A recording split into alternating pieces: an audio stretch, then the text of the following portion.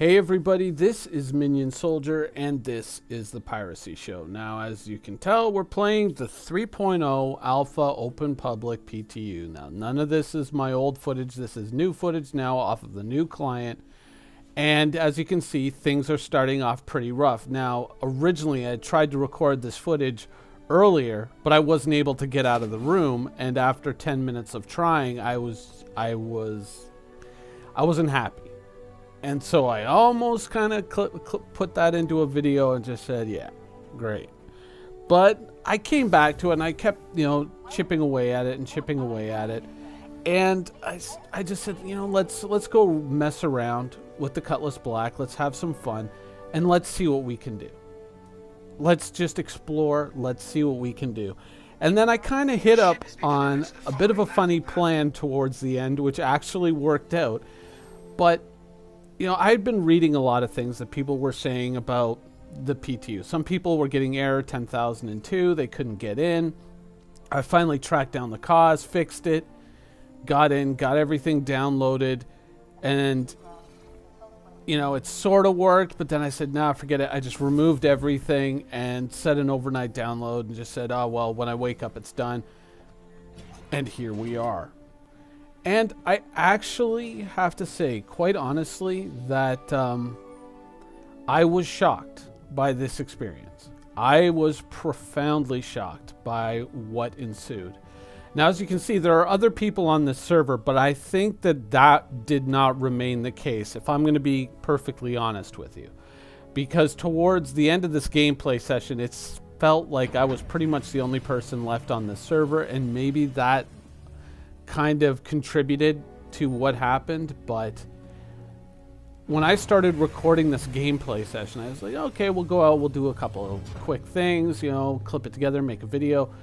But what I ended up getting out of this, before I finally looked at the clock and went, oh my god, I've still got to make this video, I had been playing and recording for 1 hour and 54 minutes, and it worked the whole way. Now, the beginning is a little choppy and rough, which to be expected somewhat, but it kind of smoothed out, and then we got to a point where everything was working the way I expected it to work, and I was having a lot of fun. Frame rate stayed up there and everything was stable. I was very pleasantly surprised. Now, I kind of debated actually just taking the whole gameplay session and just basically doing an intro to the video and saying, here I am playing the Alpha 3.0 PTU. This, I'm just going to show you. This is almost 2 hours of gameplay. It works. High frame rates. Check it out. But I thought, nah, you know what? I'll just clip it together. I'll, compress time a little bit here and there because I did a few things that would probably bore most people to death while I was playing. And so what I'm going to do is I'm going to compress things down and kind of give you the play-by-play. But if people really want just like raw gameplays, then I'll put them up. But I kind of feel that perhaps the commentary helps things, and cutting out some of the more boring parts or some of the more lengthy parts would be a good idea. Now, what we're doing here, of course, is something that we've done before in the PTU, which is we're going to shut down one of these comm arrays. We're going to test that out again. We've gone to stealth mode, and we're just going to check and see what detection is. Have they changed it, And then we're going to kind of go through and grab a selection of pirate missions and go have some fun. Now, unfortunately, the mission selection that we got in this gameplay session was not the best. A lot of them were the pick up the trash from the outpost missions, so they didn't really work out the way I wanted it to. I mean, I kind of wanted a bigger variety of missions. Maybe this is reflective of some changes they've made, maybe just random RNG. These are the missions that were available.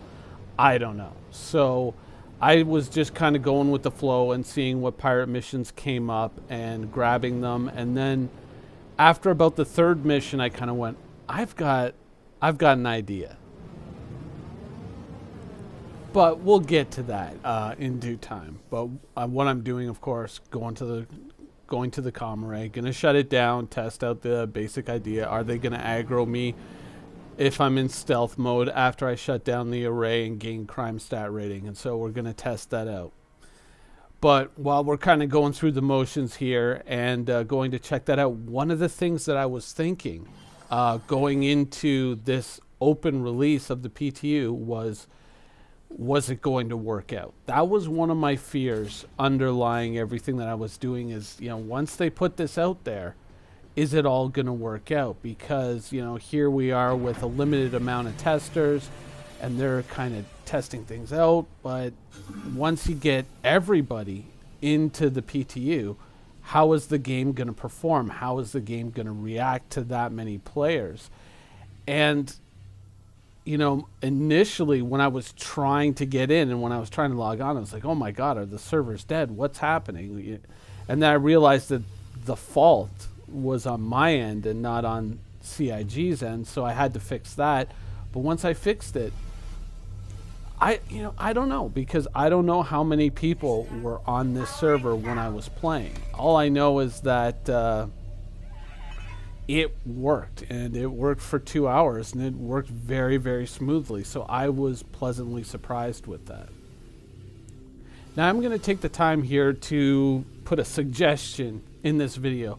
When we are using the Moby-Glass to navigate, currently you have to kind of be in your ship to set a destination. You know, one of the things that might make the Moby-Glass a little bit better in the future is if we can actually select destinations from this before we're in our ship. That's one of the things that might balance out the kind of inconvenience that the Moby-Glass represents. You know, that whole navigation menu in it is if you're not in your ship, you can already preset a destination, because I don't know, maybe that's a feature that is incoming, but it was kind of an annoyance.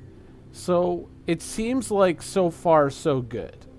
I've gotten back on my ship and I don't really seem to have picked up any aggro, but now all of a sudden I'm realizing, nope, I'm hearing gunshots. Yeah, it's working now. They realize what I did and it's time to get the hell out of Dodge. Thank God we have these lengthy mounting animations for when we're getting in the control seat. That's fantastic. Love it. Not like that's time wasted. But yeah, we afterburn right out of there and we're gone. So even though they do spot us, not that big of a deal. Of course, I'm going to have to come back, test this again in a Saber to make sure that, you know, stealth ships maybe can still get away with it.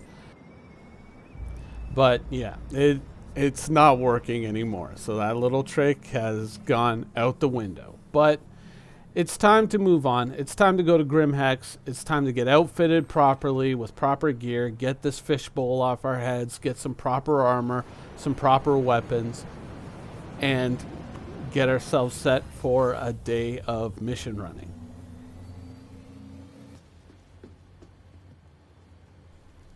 And poof, through the magic of editing, here we are. We are now at Grimhex.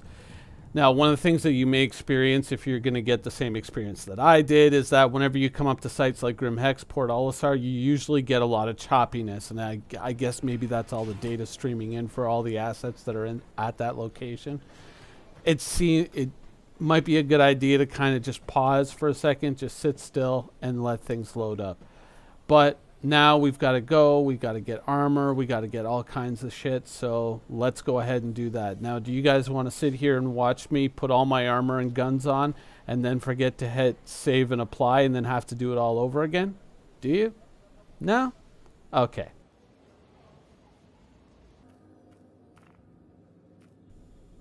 And boom, we're kitted. All right, let's go. And let's check things out. Now, one of the things I did want to check out is I wanted to see if there were any of the illegal commodities were still at Grimhex. Now, originally there was a drug called Widow that you could buy, and you could, you know, potentially sell at other places, though every time I picked it up, my game would crash, so maybe that's the reason why it's not here, but it is no longer on the markets here. None of the Vice items appear to be on the markets anymore. So I just kind of briefly go into the marketplace, check it out, and then I go and get back on my ship to go and do some pirate missions. Unfortunately, the only missions that were available to me were the missions to go basically pick up trash from the drug lab and go dump it anywhere else.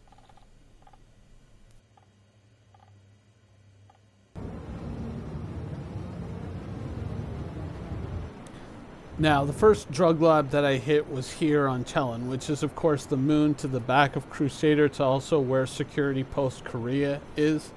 And so I'm basically flying in, and now I'm checking the site, you know, from visual range, not just looking around to see if anybody's there waiting for me, but also because previously there had been a bug where sometimes these sites would spawn about 3,000 meters underground. And so I was just checking to make sure that wasn't the case.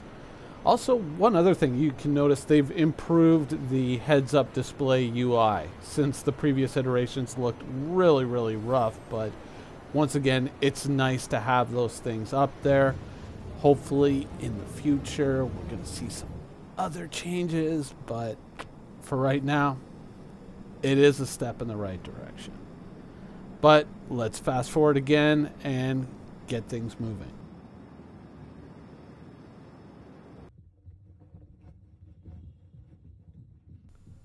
Now we've got both bundles of toxic waste. One of them's already on the ship, and we're just bringing out the second one here. The placing of packages within your ship, in some ways, it has improved. In others, it hasn't. Like the place, you know, you get that a lot more where it tells you you can place things, but it's a lot more twitchy. So that's something that they still have to work on.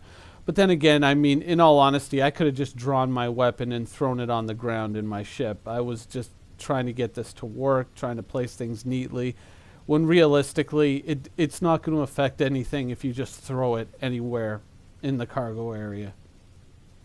I should probably test this out with like a Herald at some point in the future, something that doesn't really have a designated cargo area, and just see if I can just throw things down and get away with it. But now we've picked it up and we're going to fly off the world. Now, the mission says that you have to basically pick it up and then dispose of it off-world, but you never get a trigger to tell you that you've completed the mission, even though you'll hear the sound effect. So all you pretty much have to do is fly the packages off-planet, and the mission is complete, and you get paid for it. It doesn't really tell you that up front. You have to look in your career history and see that, oh yeah, shit, it said I completed it. Because when I take these packages out and try to dispose of them off-world, I don't get paid for it, and I realize that's because I had already been paid. So that's one thing that if you're going to be getting into the PTU, that's one thing to look out for, is the fact that, you know, you don't always get notifications when you complete a mission. Sometimes you have to go and actually check your career history to make sure that you actually got paid for the thing you did. Sometimes it flashes up on your screen, sometimes it doesn't, because now I'm looking at it going, oh crap, why didn't I get paid for this? And it's not until I go in and check out the mission and check out the history that I realize, oh no, I was paid for it. There it is, completed. So just a thing that you may want to look out for. But now that I'm looking at this toxic waste that I've just thrown out in space, I'm thinking, should I leave it there? I mean, maybe I can sell it someplace else. I don't know. Also, another thing about the Cutlass, having that little jet of flame in the cargo area is actually pretty handy, because it acts like a light, so you can actually see inside your own cargo area. So, a pretty cool thing. If you can get your Cutlass just lightly damaged, it helps visibility inside of the ship.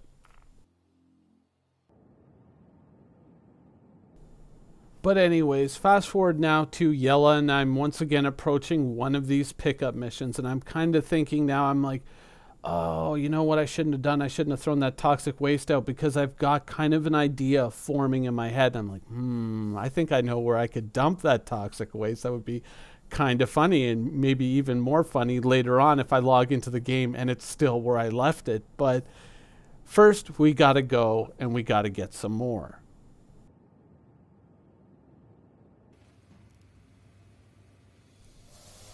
Now, of course, one of the great things about Yela, and it's not something that you'll probably see on Lore Master's Guide to the Galaxy or whatever, but it's a great place to find biohazardous toxic waste. It's quite a garden for this stuff. Lots of drug labs, so it's going to come in handy for what we're trying to do. Now, once again, I'm messing around with this placement system, but I think at some point I just kind of go, you know what, F it, draw the gun, and just let it fall wherever it falls. Also, one of the things that's kind of gotten better is the mounting and dismounting from ships. Like, you're still going to get kind of some weird effects where you transition from one type of gravity to another. Like, let's say this moon has, let's say, 0.5 G, but the ship is still operating, so it's at 1 G. And so as you transition from those environments, you're going to see some funny effects that happen from time to time. And I guess that's just more relative to the physics system in the game and how it works. And, you know, it's not really all that smooth, but it's not really something that's a terrible inconvenience. You know, it's something that I guess gives the game maybe a little bit of personality. Now we're just checking the mission completion of the mission we just did, where he picked up the 2 packages, and I decided, you know what, let's go get some more, because I wanted to get a bunch of this stuff, and I think I'm probably going to do this on a bigger scale at some point in the future. But I go, okay, yep, here's another one, so let's go ahead, let's accept it, and let's go pick up some more. Though, funnily enough, the pickup location is actually the location that I just left. So I was actually flying away from this spot, and then I realized I'm still there. Just, I've flown about 40 kilometers away from it. So, back we go.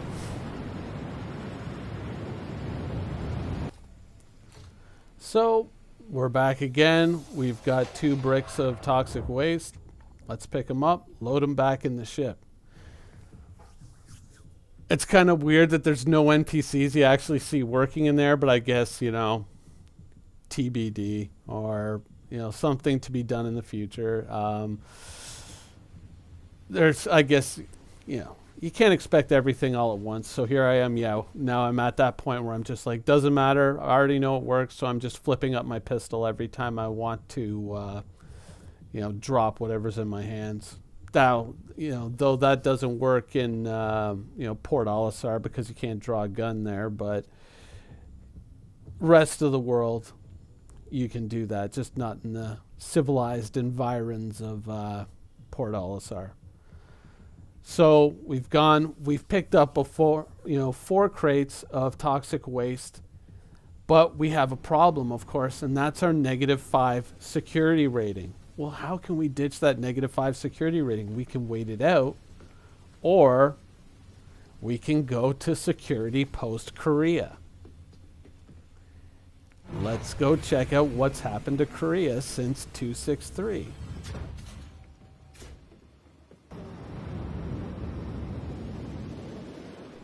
So here we are in orbit around Chelan, and I'm now going to, you know, basically quantum up to Korea.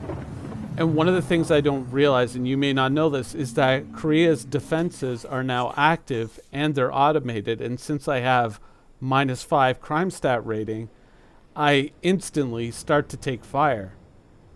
So I go, I book it, I make a turn, and I get as far away from the station until it starts firing at me, you know, as quickly as I can. But as you can see, those took my shields down really, really fast. So possibly something in a Ghost or in a Saber you want to test is how close you can creep up to Korea in stealth mode. But for the purposes of this video, I realized, you know, if I want to get this done, if I want to pull this off, I'm going to have to get onto Korea without aggroing the guns, and I don't know how close I can get with the ship. So what I'm going to do is I'm going to play it safe. I'm going to get to about 4 kilometers with the ship, and then I'm going to EVA in the rest of the distance, because when you're EVAing, that doesn't seem to draw aggro when you have crime stat rating. Now, don't worry, for the sake of brevity, I'm going to put that into fast forward so you can see me doing it. But suffice it to say, it was not the most exciting part of this video.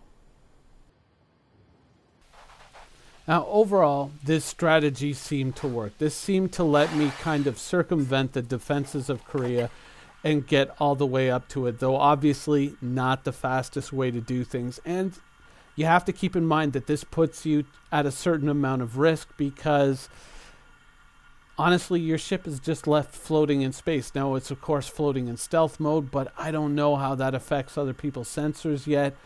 So, I mean, it's a bit of a risky move, but this is also at the point where I'm starting to suspect that maybe I'm the only person left on this server because we've now been playing for a long, long time. We've had crime stat rating. We've done a whole bunch of things. And you know, we really haven't been experiencing that much frame rate slowdown, if any at all. It's only when we approach big, complex objects like this that we really start to get a heavy-duty stutter. Now, once again, I'm going to keep things in fast forward, but suffice it to say, Korea, all the crates with the alcohol are gone. It takes approximately the same amount of time to reduce crime stat rating. If your fifth crime stat rating takes the longest, and then it slows down, or it lessens the amount of time that you need to lower it for each grade that you lower it. But I took it down all the way from 5 to nothing. But here we are back again at normal speed. I kind of figured, you know, overall that represented about 20 minutes of footage. And I don't know, maybe if people want, I can put up the exploration of Korea, but everything is the way you expect Korea to be, except the booze is gone, the lockers are gone, the medi supplies that you used to be able to raid, those are gone as well. There's no more guns in Korea.